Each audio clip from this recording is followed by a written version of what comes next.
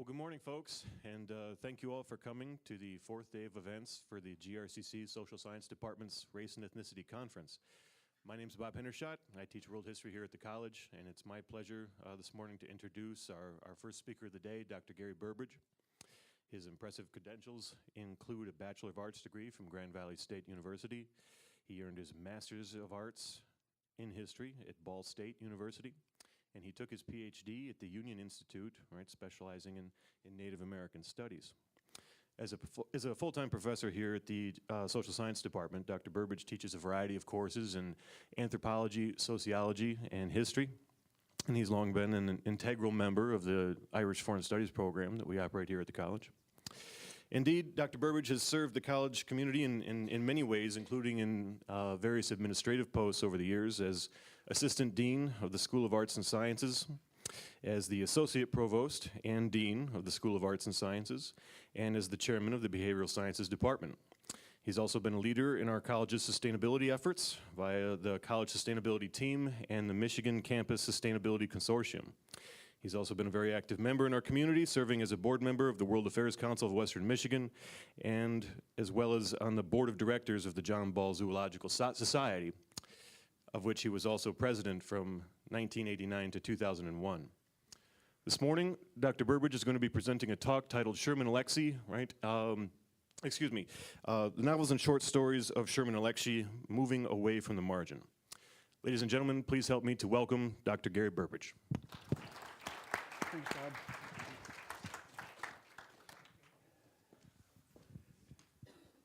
Well, I hope you don't mind. I'm going to stay behind the podium because part of what I'm going to do today is to read to you. I read to my grandchildren bedtime stories. Hopefully these won't be bedtime stories for you. If I see you nodding off, I'll have to switch to something else. The topic may not be obvious just looking at the title. First of all, what's this got to do with race and ethnicity? And what's it got to do with anything I'm interested in? So hopefully by the time I'm done, you will understand why I think this is an important topic. Sherman Alexie is one of the primary Native American authors today. He's a poet. He is a playwright. He is a screenplay writer. He also has written short stories and novels. He's prolific in his writings. Last year he won the National Book Award for one of his books. About 3 years ago he came to our campus for the Diversity Lecture Series, and I had the honor of introducing him at that moment, and I was very happy to do that. I want to try to do a number of things in my time this morning, one of which is to introduce you to Sherman Alexie, and hopefully as a result you'll want to read some of his work. At the same time, I'd like to deal with a topic which I think is important, especially within the framework of what we're talking about today, race and ethnicity, and that is the concept of the margin. I'm going to talk about what that means to me in a minute. But I'm going to use Sherman Alexie's works to talk about how he starts out as a Native American writer, an Indian writer, and has gradually retained that characteristic, but now writes about topics that are broader, that are not just dealing with his ethnicity. So, with this working title, let me say a little bit about what I mean by the concept of marginality. I should say that this is the topic, this was basically the topic of my dissertation, although I did primarily focus on Native American writer Linda Hogan. But since marginality is not an obvious topic and not an obvious subject, I'd like to introduce it to you as best I can in this very brief time. I'm quoting from myself, so I don't know if I put myself in quotes if I'm quoting myself. While the concept of marginality has been defined in a number of ways, The following definition provides a framework for exploring its parameters. Marginality, is a mode of creating and maintaining social identities and individual self-definitions affecting individuals at all levels of society. That involves constructing a dominant social identity against a background of excluded individuals and social groups. Numerous writers have sought to explore a concept that, while initially simple in expression, is deeply complex and capable of being interpreted in a variety of ways. And if you were to take a look at my dissertation, you would see there are a variety of ways of interpreting. Fortunately for you, we won't be doing that today, so you won't be subjected to that. Let's talk about Sherman Alexie a little bit within this context. How do you get to be a Native American author? First of all, you're born Native American, that helps. Born on a reservation. Sherman Alexie was born on the Spokane, that's misspelled, Indian Reservation in Wellpinit, Washington. Another thing that is kind of prominent in doing Native American writing is to write stories, poems, and novels about Native Americans. Not every Native American writer does that, but obviously that's what he has done. I'm going to introduce quotes from Sherman Alexie a lot in this PowerPoint because I think he says it better than I can. One of the quotes I like is, I think I'm actually the first practitioner of the Brady Bunch School of Native American Literature, which doesn't sound right. Brady Bunch was not a Native American show. What he means is that while he was born on a reservation and while he was exposed to Native American culture and stories from his birth, he also grew up in modern American culture. And one of the things that he watched while he was growing up is the Brady Bunch. And what he's saying, I think, here is that he's been influenced both by his own traditions and also by modern American culture in general. He goes on to say, and this is from an interview he did in 2007, "My parents came from poor people who came from poor people who came from poor people, all the way back to the very first poor people." This is Sherman Alexie's humor. It's dry, it's subtle, but it also acts as a kind of a stiletto, because what he's saying to you on one hand is funny, at the same time is very pointed. What he's saying is that his ancestors have been poor for a very long time, and as you'll see, he has some very distinct ideas about why that's happened.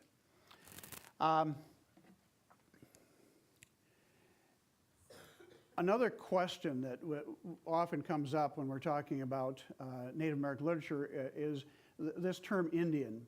What does it mean? Why do we use it or not use it? Obviously, it's a term that was invented by Europeans, mostly because they didn't know where they were. They got lost on the way and thought they were in the Indies, when in fact they were in the Caribbean. They should have known that when they heard calypso music, but they didn't get it right away. So this term Indian has been a term of derision. It's been a term that many Native Americans for a long time didn't like, didn't want used. Sherman Alexie, I think, says something very interesting. He says, Indian, the word belongs to us now. We are Indians. We are Indians pronounced Indin. It belongs to us. We own it, and we're not going to give it back. Someone once said, "Them's fighting words." He's making a point here. You have named us Indians, you, general American culture over time. We've taken that term and absorbed it. It's ours, and it means something to us now. And what he's also saying, although not directly, is you probably don't get it. And I think that's an important point to keep in mind as we go through this process of understanding Sherman Alexie. Alexie started out as a poet. Most of his original work can be found in collections of poetry. Later on, he switched to short stories, which, to my mind, are some of his best work. If you read Alexie's short stories, I think you get a real good sense of who he is and what he's got to say. He also, when he put together his first collection of short stories, came up with the best title for a book of short stories ever. That doesn't express any bias on my part, of course. The Lone Ranger and Tonto Fist Fight in Heaven. I mean, what better title could you come up with? I mean, it explains everything. Here's the Lone Ranger and Tonto, the stereotypic relationship between whites and Indians in the good old West. How many of you know about the Lone Ranger? How many of you recognize it? Yeah, that's part of the problem, of course. My generation, I grew up watching the Lone Ranger and Tonto, so, you know, I'm old. The reality here is that, you know, that we're talking about a juxtaposition, a conflict between two cultures, personified in the relationship between two stereotypic characters created by Hollywood in a television show and movies a long time ago.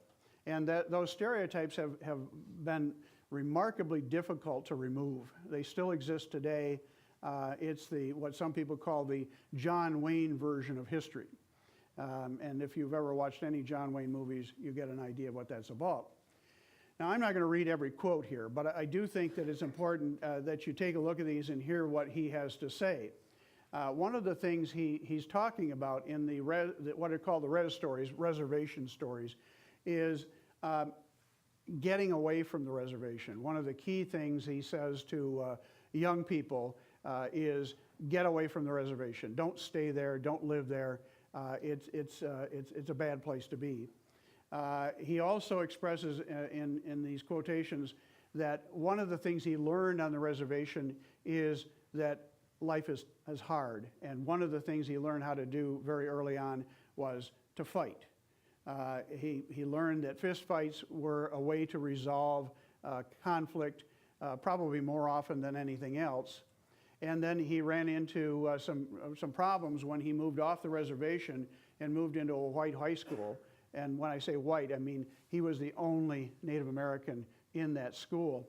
And one of the first things he learned is that that's not necessarily the way you resolve conflicts in another world. And so this created some trouble for him. He says, it's still ingrained in me. I've met all sorts of people from other backgrounds, generally from poverty, whose first instinct is to throw a punch. As young men, we were taught to fight. It's still the case. Take the Native American experience in the United States or Canada or Mexico or Central America or South America, all Native Americans, and one of the things that you see is the common situation is you have to fight. You have to fight to survive. And frequently that means physical fisticuffs. Today, the most likely place to find teenage gangs is on American Indian reservations. One of the most common places to find drug abuse, Native American reservations. Violence, people dying before they reach adulthood, all characteristic of this world that Alexie portrays in his novels and his short stories.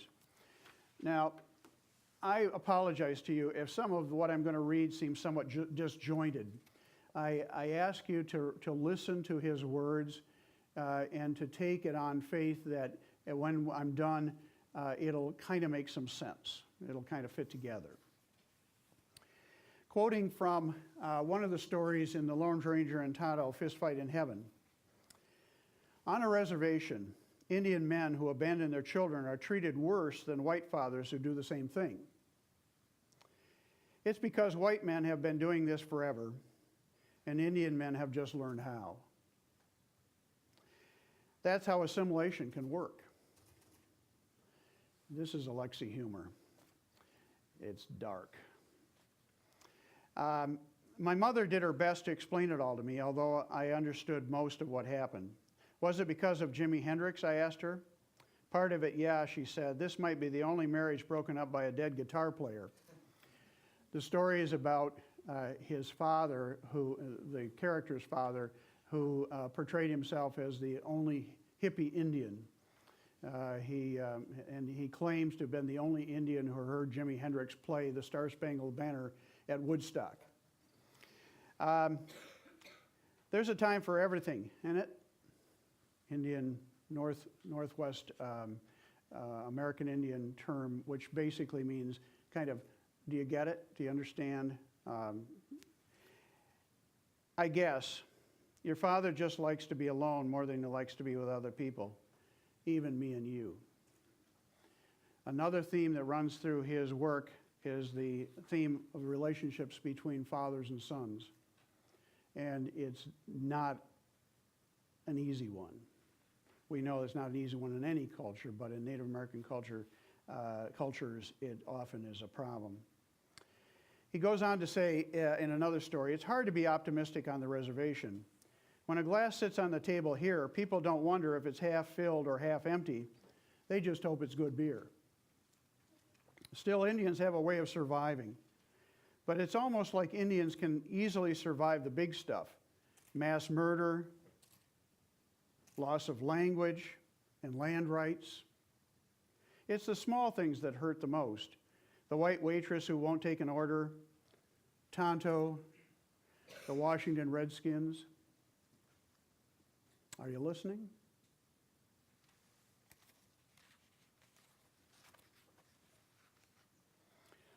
In the book or the story that formed the foundation for his most famous, most popular movie, Smoke Signals. How many of you seen Smoke Signals? Anybody seen Smoke Signals? Okay, when this is over, go out and watch it right away. It's the next most important thing you need to do. Oh, well, whenever you get a chance. This is from a story in which two fellows, Victor and Thomas Bilzefire, go to collect the ashes of Victor's dead father in Phoenix, Arizona, and they have to bring those ashes back to the Walpinut Reservation, and the stories about that experience. The Smoke Signals story is better than the short story, I think, but I think it's because Alexie had more time to develop it, and it's a much broader, much more interesting story. But here's the most important part of that story, I believe. Victor was ashamed of himself. Whatever happened to the tribal ties, the sense of community? The only thing he shared with anyone was a bottle and broken dreams. He owed Thomas something, anything. Listen, Victor said, and handed Thomas the cardboard box that contained half of his father. I want you to have this. He's giving his friend half of the ashes of his dead father. Thomas took the ashes and smiled, closed his eyes, and told this story. Thomas is a storyteller. Nobody likes Thomas because all he does is tell these sort of traditional Native American stories, which always seem to be right on target. Thomas says, I'm going to travel to Spokane Falls one last time and toss these ashes into the water. And your father will rise like a salmon, leap over the bridge, over me, and find his way home. It will be beautiful. His teeth will shine like silver, like a rainbow. He will rise, Victor. He will rise.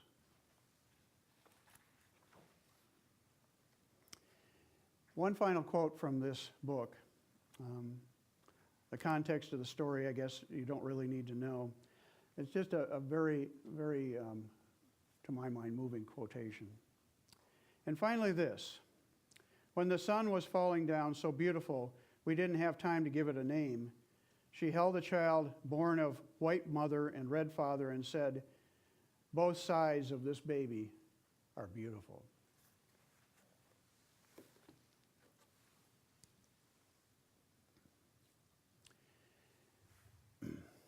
Alexie pulls no punches. One of the things we forget as natives and non-natives is that the reservations were created as concentration camps. They were created so Indians would be shipped there and die. I really think that their purpose was to kill. It's a little hard to not get the point here.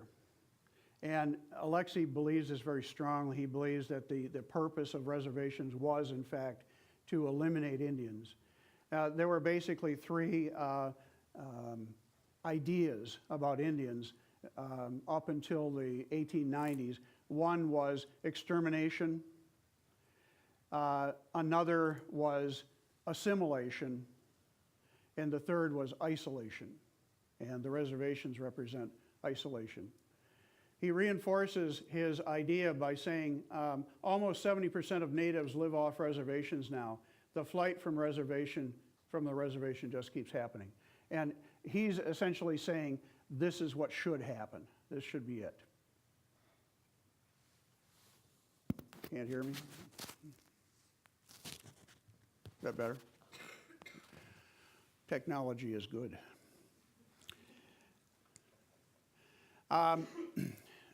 Sherman Alexie wrote the screenplay for Smoke Signals.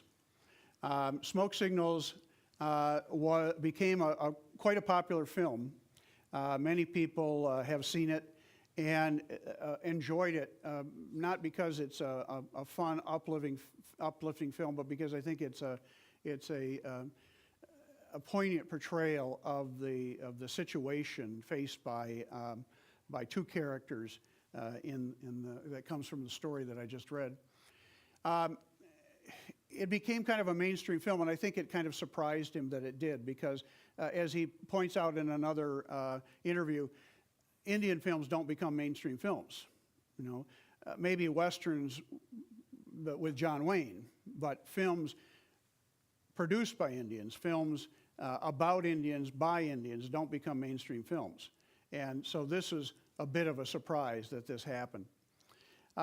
I thought it was interesting, and I know that there's a class of English students here, so I wanted to put in a theme that relates to literature, because after all, it kind of justifies your being here. The storyline is a variation of the Odyssey theme. In this instance, rather than focusing on the warrior father struggling to return to his home, the plot turns on a warrior son struggling to physically and emotionally find an alcoholic father who fled his home and died in self-exile. So there's a twist on the theme. There's a twist on that classical idea of the father trying to get home to his family. In this case, the family tries to find the father who has gone into self-exile and who dies in a trailer somewhere in the desert south of Phoenix. Another film that Alexie was involved in, and actually he had a bigger hand in this film, is called The Business of Fancy Dancing. And he suggests in a quotation, an interview, that it's my job to beat the shit out of the world. Yeah, I'm not here to make people feel good. Now, if you have any problem understanding that, we can talk about it afterwards. But I think he makes his point. His writing, his films are not meant to make people feel good. That's not what he's trying to do. And The Business of Fancy Dancing is very interesting because it's about a young Indian man who gets involved in the powwow circuit doing the ceremonial dances. He becomes a fancy dancer, and if you've ever been to a powwow, you know that that's one of the most interesting dances because you get the colorful costumes and things like that. On the surface, that sounds very, that's kind of nice Indian story. He's gay. And he shows the situation of a gay male Indian trying to find his way in a world that on one side opposes both Indians and gays, and on the other side, the Native American side, also opposes gays. And so it becomes a kind of a metaphor for the struggle faced by Native Americans over time in a variety of ways. The whole idea of the Native American profile, the warrior and the shaman, those are the popular images you see Native Americans today. What Alexie says is, that's not all we are. That's not all about, it doesn't tell us enough about Native Americans. One of the things that Native Americans could be is a gay young man who likes to engage in the fancy dance. That's not in any of the stereotypic images that you've heard before. And notice, he's doing it to beat the shit out of us. He wants us to feel uncomfortable. He wants us to ask, what's going on here? Now, Alexie's written a lot. And again, we can't talk about all of his books in the time that we have, but I want to touch on some of them. One of them is a book called Indian Killer, which is a very interesting book. It's basically a murder mystery, but it's a frustrating murder mystery because you never find out who did it, which is another interesting point about Alexie. When he came here to speak, he started out telling a story about an incident that he'd been involved in, a traffic accident, and he goes on about it, and then he spins off from it, and he doesn't return. And after a while, people start to ask, well, what happened in the story? And he says, yes, you want to hear about the story? And then he doesn't tell the story. The story is the lives we lead. The story is ongoing. It isn't complete. There is no ending to the story that we live. And so in The Indian Killer, at the end, and he doesn't actually like this book anymore. He says nobody should read it. I don't believe him, but he says that.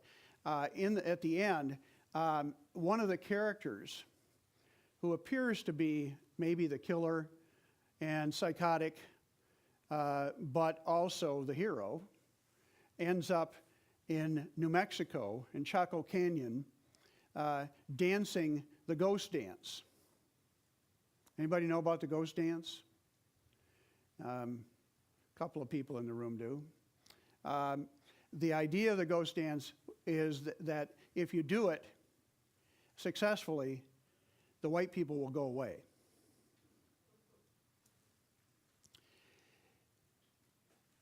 Ten Little Indians. The fight of the 1960s and 70s was for the right to be human.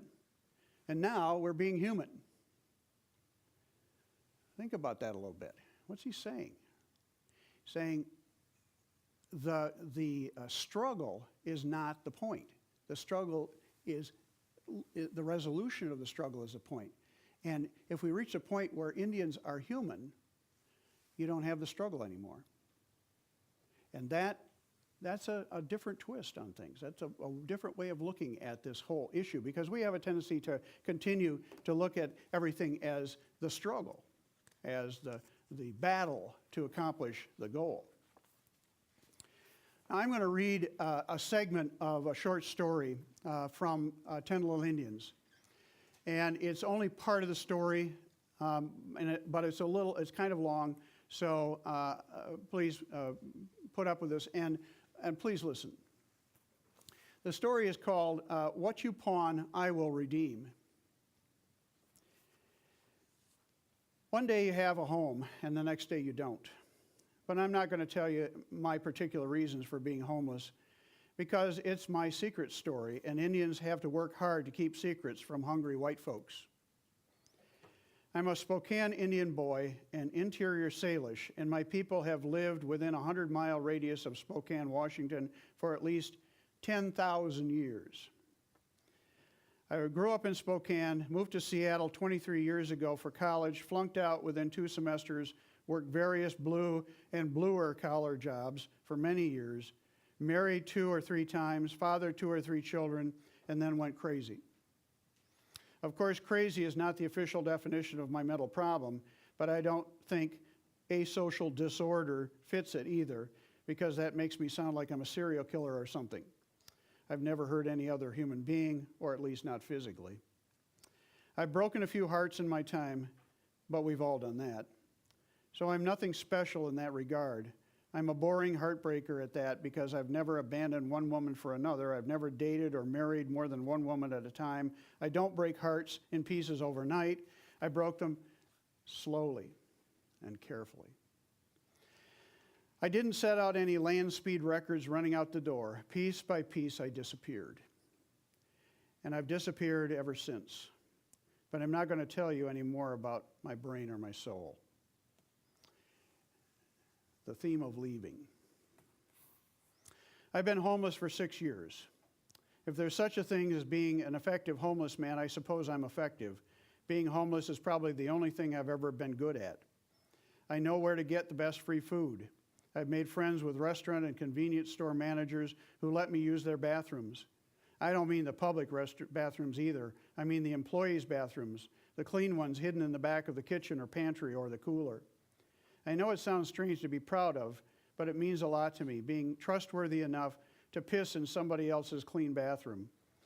Maybe you don't understand the value of a clean bathroom, but I do. Probably none of this interests you. I probably don't interest you much. Homeless Indians are everywhere in Seattle. We're common and boring, and you walk right on by us, and maybe a look of anger or disgust or even sadness at the terrible fate of the noble savage. But we have dreams and families. I'm friends with a homeless Plains Indian man whose son is the editor of a big-time newspaper back east. That's his story. But we Indians are great storytellers and liars and myth makers, so maybe the Plains Indian hobo is a plain, old, everyday Indian. I'm kind of suspicious of him because he describes himself only as a plain Indian, a generic term, and not by a specific tribe. When I asked him why he wouldn't tell me exactly what he was, he says, "Do any of us know exactly who we are?" Yeah, great, a philosophizing Indian. "Hey," I said, "you got to have a home to be homely." He laughed and flipped me the eagle and walked away. But you probably want to know more about the story I'm really trying to tell you. I wander the streets with a regular crew, my teammates, my defenders, and my posse. It's Rose of Sharon, Jr., and me. We matter to one another if we don't matter to anyone else. Rose of Sharon is a big woman, about 7 feet tall if you're measuring overall effect, and about 5 feet tall if you're talking about the physical. She's a Yakima Indian of the Wishram variety. Junior is a Colville, but there are about 199 tribes that make up the Colville, so he could be anything. He's good looking, though, just like he stepped out of some "Don't Litter the Earth" public service announcement. He's got those great big cheekbones that are like planets, you know, the one with little moons orbiting around them. He gets me jealous, and jealous. If you put Junior and me next to each other, he'd be the before Columbus arrived Indian, and I'm the after Columbus arrived Indian. I'm living proof of the horrible damage that colonialism has done to us skins. Key idea, colonialism. But I'm not going to tell you now how scared I sometimes get of history and its ways. I'm a strong man, and I know that silence is the best way of dealing with white folks. The whole story started at lunchtime when Rose of Sharon, Jr. and I were panning the handle down at Pike Place Market. It's interesting. We know Pike Place Market because of Starbucks. The image here is panhandling. After about 2 hours of negotiating, we earned $5, good enough for a bottle of fortified courage from the most beautiful 7-Eleven in the world. So we headed over that way, feeling like warrior drunks, and we walked past this pawn shop I'd never noticed before. And that was strange because we Indians have built-in pawn shop radar. But the strangest thing was the old powwow dance regalia I saw hanging in the window. "That's my grandmother's regalia," I said to Rose of Sharon and Jr. "How do you know for sure?" Jr. said. "I don't know for sure because I've never seen that regalia in person ever. I've seen only photographs of my grandmother dancing in it. And that was before somebody stole it from her 50 years ago. But it looked like my memory of it, and it had all the same colors of feathers and beads that my family always sewed into these powwow regalia." "There's only one way to know for sure," I said. So Rose and Sharon and I walked into the pawn shop and greeted the old white man working behind the counter. I won't go on, but the juxtaposition of the homeless Native American hanging around the streets with a couple of other drunk Indians, and they come across traditional Native American regalia, of his grandmother in a pawn shop. A lot of stereotypes there, a lot of juxtaposition between past and present, and the struggle between those two. Now, this is the book that Alexie is known for most today because it won the National Book Award in 2007. I thought this quote was interesting. Banned in some school districts, Alexie says, the book has never been banned or challenged in a poor community because the crap they are dealing with makes the stuff in my book look like nothing.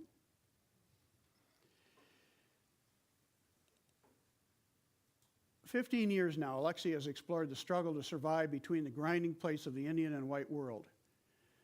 In this book, Working in the Voice of a 14-year-old forces Alexie to strip everything down to action and emotion so that the reading becomes more like listening to your smart, funny best friend recount his day waiting for the bus for a ride home. Now, you're reading this book? Is this part of the, okay. I do want to read the first few pages because I think it gives you a sense of why Alexie won the National Book Award and what this is all about. It's called The Black Eye of the Month Club.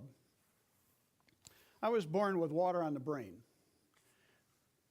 That's true about Alexie.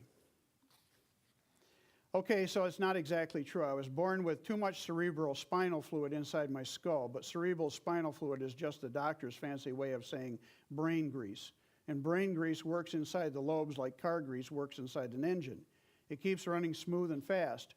But weirdo me, I was born with too much grease inside my skull, and it got all thick and muddy and disgusting, and it only mucked up the works. My thinking and breathing and living engine slowed down and flooded. My brain was drowning in grease. But that makes the whole thing sound weirdo and funny, like my brain was a giant French fry. So it seems more serious and poetic and accurate to say I was born with water on the brain. Okay, so maybe that's not a very serious way to say it either. Maybe the whole thing is weird and funny. But geez, did my mother and father and big sister and grandmother and cousins and aunts and uncles think it was funny when the doctor cut open my little skull and sucked out all that extra water with some tiny vacuum? I was only 6 months old and I was supposed to croak during the surgery. And even if I somehow survived the mini Hoover, I was supposed to suffer serious brain damage during the procedure and to live the rest of my life as a vegetable. Well, I obviously survived the surgery. I wouldn't be writing this if I didn't. But I have all sorts of physical problems that are directly the result of my brain damage. First of all, I ended up having 42 teeth. This is Alexie humor. 10 more than usual, 10 more than normal, 10 past human. My teeth got so crowded that I could barely close my mouth. I went to Indian Health Service to get some teeth pulled so I could eat normally, not like some slobbering vulture. But the Indian Health Service funded major dental work only once a year, so I had to have all 10 extra teeth pulled in one day. And what's more, our white dentist believed that Indians only felt half as much pain as white people do, so he gave me half the Novocaine. What a bastard, huh? Indian Health Service also funded eyeglass purchases only once a year and offered one style, those ugly, thick, black plastic ones. My brain damage left me nearsighted in one eye and farsighted in the other, so my ugly glasses were all lopsided because my eyes were so lopsided. I get headaches because my eyes are like enemies, you know, like they used to be married to each other but now hate each other's guts. I started wearing glasses when I was 3, so I ran around the res looking like a 3-year-old Indian grandpa. And oh, was I skinny. I'd turn sideways and disappear. But my hands and feet were huge. My feet were the size 11 in the 3rd grade. With my big feet and pencil body, I looked like a capital L walking down the road. And my skull was enormous. Epic. My head was so big, the little Indian skulls orbited around it. Some of the kids called me Orbit, and other kids just called me Globe. The bullies would pick on me, spin me in circles, put their finger down in my skull and say, I want to go there. You ever done that with a globe? So obviously I looked goofy on the outside, but it was inside stuff that was the worst. First of all, I had seizures. at least 2 a week. So I was damaging my brain on a regular basis. But the thing is, I was having those seizures because I already had brain damage, so I was reopening wounds each time I seized. Yep, whenever I have a seizure, I was damaging my damage. I haven't had a seizure in 7 years, but the doctors tell me that I'm susceptible to seizure activity. Doesn't that just roll off the tongue like poetry? I also have a stutter and a lisp, or maybe I should say a stutter and a lisp. You wouldn't think it was anything life-threatening about speech impediments, but let me tell you, there's nothing more dangerous than being a kid with a stutter and a lisp. A 5-year-old is cute when he lisps and stutters. Heck, most of the big-time kid actors stuttered and lisped their way to stardom. And geez, you're still feeling fairly cute when you're stuttering and lisping 6, 7, and 8-year-old, but it's all over when you turn 9 and 10. After that, your stutter and lisp turn you into a retard.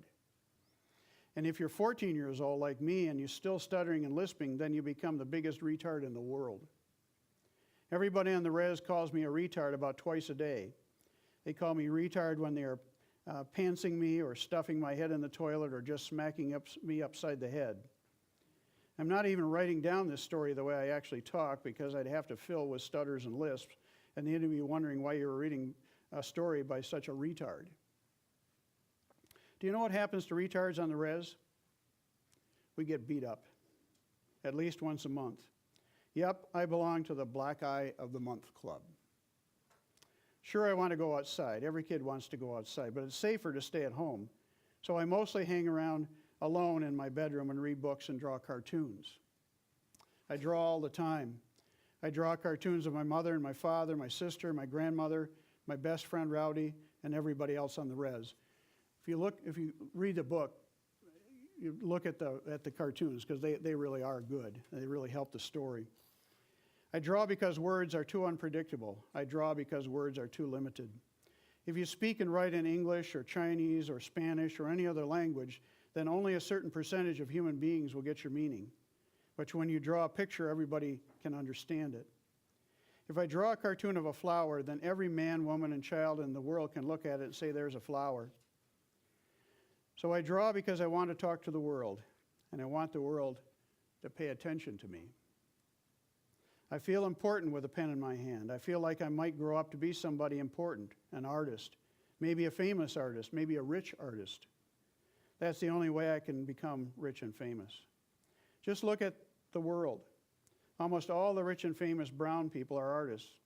They're singers and actors and writers and dancers and directors and poets. So I draw because I feel like it might be my only real chance to escape the reservation. I think the world is a series of broken dams and floods, and my cartoons are tiny little lifeboats.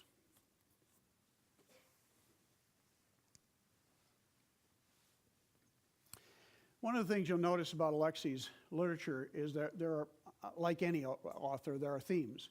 One of the themes is the orphan or the character who is missing a parent. Alexie usually describes this as missing parts, as missing pieces of his life or of the life of his characters. There's also the constant theme of colonial literature. That's what I write. He sees himself as writing about the impact of colonization on Native Americans. Another theme is displacement, and this is a big theme. The killing of your birth father and the substitution of adopted father. Think of your birth parents being your original culture and your adopted parent being the colonizing culture. In a sense, Native Americans, anyone who's been colonized, they're in the position of an orphan. It's a pretty powerful statement, I believe.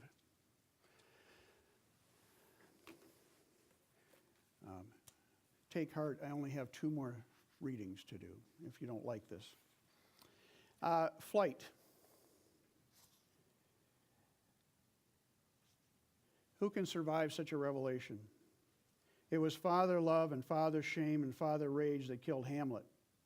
Imagine a new act. Imagine that Hamlet, after being poisoned by his own sword, wakes up in the body of his father. Or worse, inside the body of his incestuous uncle Claudius.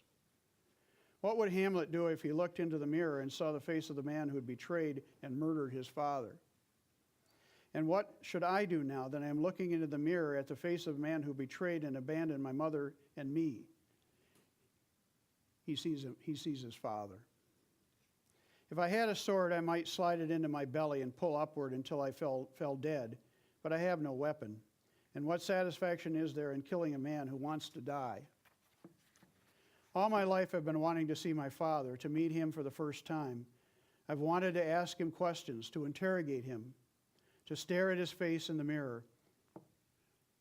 Why did you leave me? He doesn't answer. Why do you have a photograph of me when I was 5? Did my mother send it to you? Why do you want to carry a photograph of me, but not me? I can feel him fighting me. He doesn't want to remember the day he left me. I'm younger and stronger. I am better. I will make him remember. I will force him to remember. I will kill him if I have to. And so I push against my father's mind and soul. I crash through his fortifications and rampage into his memory and tear through his homes, wells, and streets until I see it. The hospital where I was born. Or rather, the memory of that hospital. And I burst inside and race up the stairs and back through the years and rush through the door into the maternity ward hallway where my father paces. Somewhere on that floor, my mother is giving birth to me, but my father is not in that room. No, he's outside, removed, remote. Sir, a nurse asks him, can I help you? My wife is giving birth, he says. Do you know where? Yes, room 812. The nurse is confused. Why is he standing there while his wife is giving birth? Men don't wait outside anymore. Men aren't allowed to wait outside anymore. Or maybe there are problems. Maybe it's a difficult birth. Maybe this poor man needs compassion. Sir, the nurse says, your wife and child are going to be okay. We have the finest. He puts his hand over her mouth. She doesn't stop him. She's too surprised, confused. No father had ever touched her face like that, has violated her boundaries like that. Expectant and fearful fathers have grabbed her, even pushed her, pulled her, but nobody ever tried to silence her. He realizes his error. He pulls his hand back. I'm sorry, he says. It's just, I can't stand words right now. I can't stand to hear anybody say anything. Please, just go and leave me alone.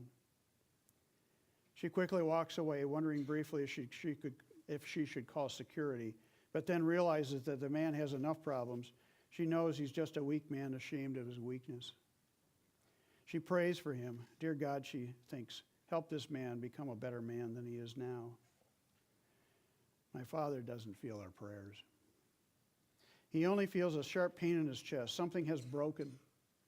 He feels he is sick and damaged. But what has made him sick and what has damaged him? Now we go back a generation. My father remembers being 8 years old, lying in bed while a man stands in the dark doorway. Who is that man? It was my father's father. I know you're awake, my grandfather says. He is drunk, slurs his words, and wavers in the doorway.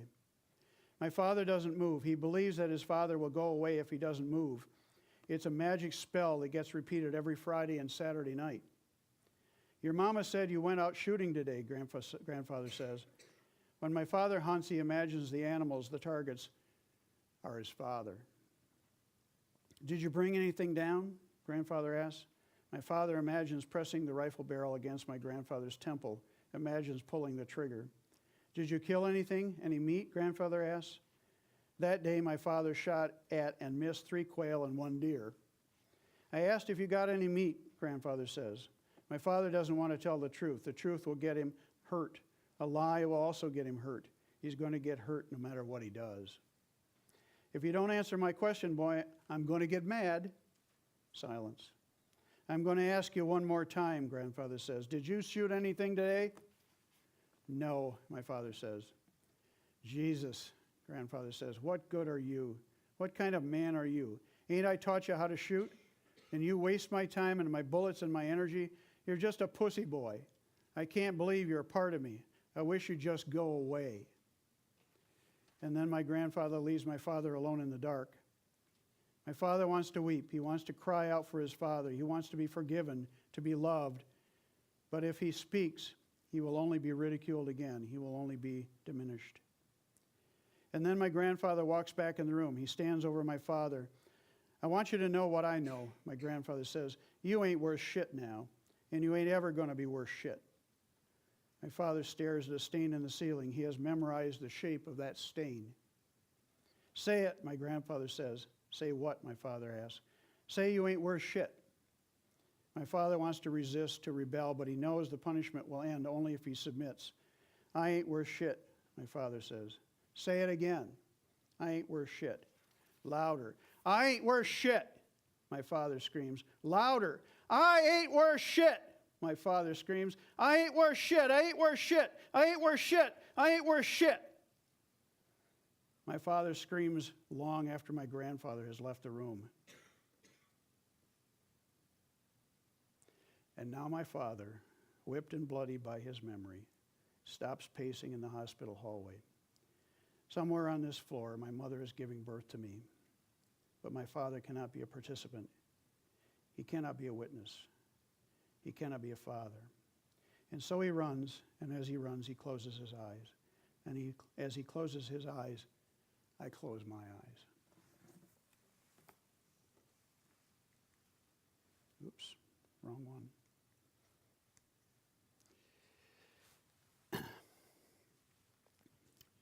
There's danger in being so deep into the pain that you can't pull yourself out. And Alexie, one of the things that's kind of missing here, and I apologize for it, is that some of the outrageous humor of Alexie, trying to follow through on some of the themes, you maybe miss some of the other parts. But recently, and in the last few years, Alexie has kind of shifted, and that really is where the direction of this presentation is going, if you've been wondering where it's going. The idea of moving away from the center, away from the reservation. And what does that mean? What does it mean for Native Americans in general? What does it mean for Alexie? What's that experience look like? And how is it different? How is he different? In War Dances, one of his more recent books, Alexie gives readers a few characters of indeterminate ethnicity. So in other words, not all the characters are automatically Indian. Before, all the other characters in the book were cardboard characters. Whites were always cardboard. You could push them over. They were one-dimensional, two-dimensional. It's not that they are not Indians. They might be, they might not be. Up till now, I've always written in identifiably Indian stories. I felt so conflicted about having fled the res as a kid, I created a whole literary career that left me there. That's interesting, isn't it? He left the res as a child, went to a white school. You almost get the sense that a lot of his writing came out of guilt. That's too easy. Well, wait a minute, let me go back here. I did want to read one more, a little bit from War Dances, and these are brief, mercifully. In a story which is called War Dances, it is after the title of the book, one of the sections is called Valediction. My father, a part-time blue-collar construction worker, died in March 2003 from full-time alcoholism. On his deathbed, he asked me to turn down that light, please. Which light, I asked. The light on the ceiling. Dad, there is no light. It burns my skin, son. It's too bright. It hurts my eyes. Dad, I promise you there is no light. Don't lie to me, son. It's God passing judgment on earth. Dad, you've been an atheist since '79. Come on, you're just remembering your birth.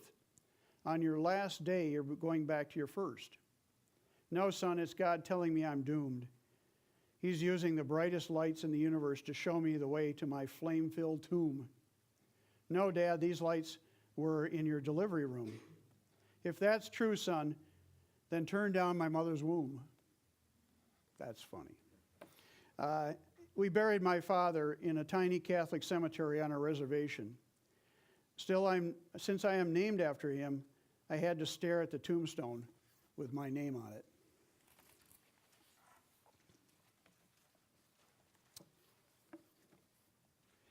You won't like this. When Lincoln delivered the Emancipation Proclamation, who knew that 1 year earlier, in 1862, he'd signed and approved the order for the largest public execution in United States history? Who did they execute? Mulatto, mixed bloods, and Indians. Why did they execute them? For uprisings against the state and her citizens. Where did they execute them? Mankato, Minnesota. How did they execute them? Well, Abraham Lincoln thought it was good and just to hang 38 Sioux simultaneously. Yes, in front of a large and cheering crowd, 38 Indians dropped to their death. Yes, 38 necks snapped. But before they died, 38 Indians sang their death songs. Can you imagine the cacophony of 38 different death songs? But wait, one Indian was pardoned at the last minute, so only 37 Indians had to sing their death songs. But oh, oh, oh, oh, can you imagine the cacophony of that one survivor's mourning song? If he taught you the words, do you think you would sing along?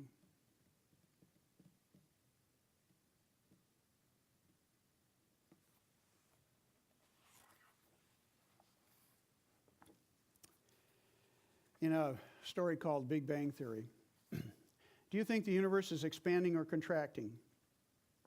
I wish I knew what was happening to those Asian girls. Are they still living in Spokane?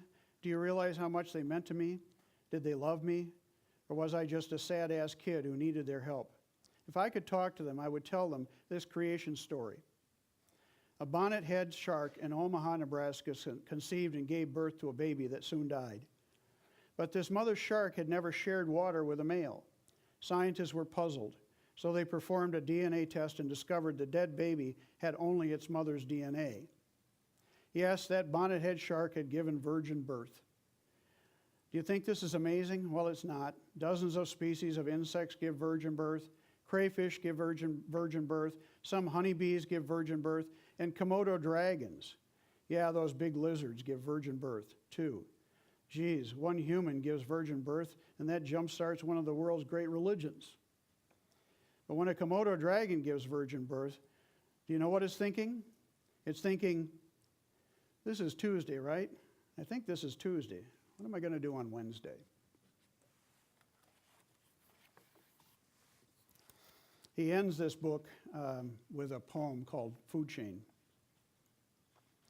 This is my will. Bury me in an anthill. After 1 week of this feast, set the ants on fire. Make me a funeral pyre. Let my smoke rise into the eyes of those crows on the telephone wire.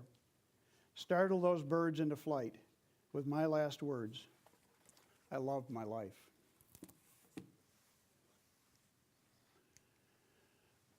So, being and becoming an author who is Native American, but that's not the point. It isn't the point. Being a Native American author is not the point. Being an author, being someone who understands a circumstance, understands an experience, is the point. Some people can understand some experiences better than others, and partially it's because they've experienced them. Sometimes that doesn't matter either. For Sherman Alexie, who is he? I'm a 31-year-old American.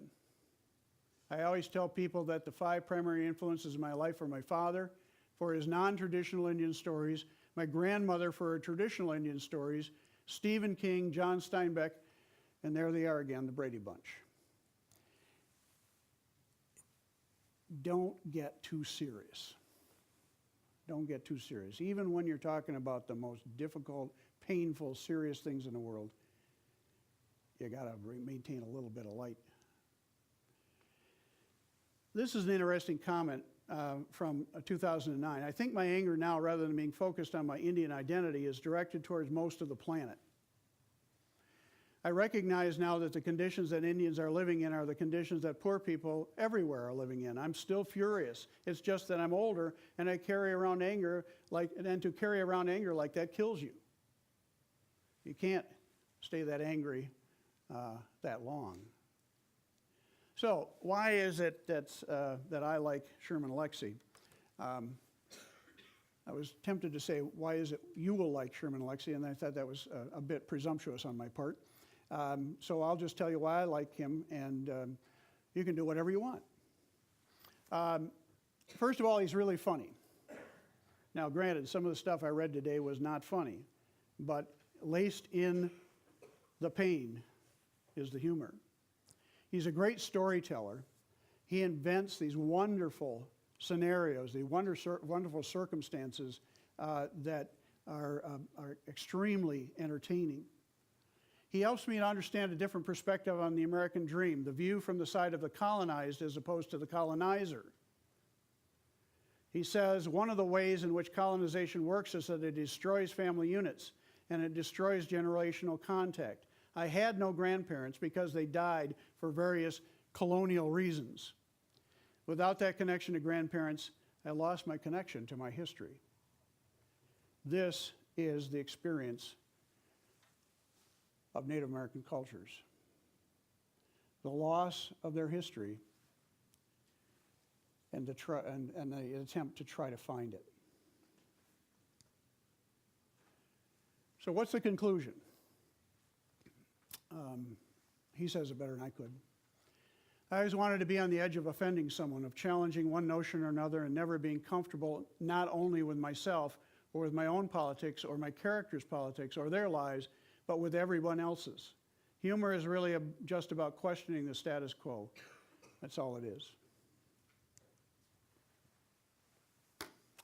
So, Sherman Alexie.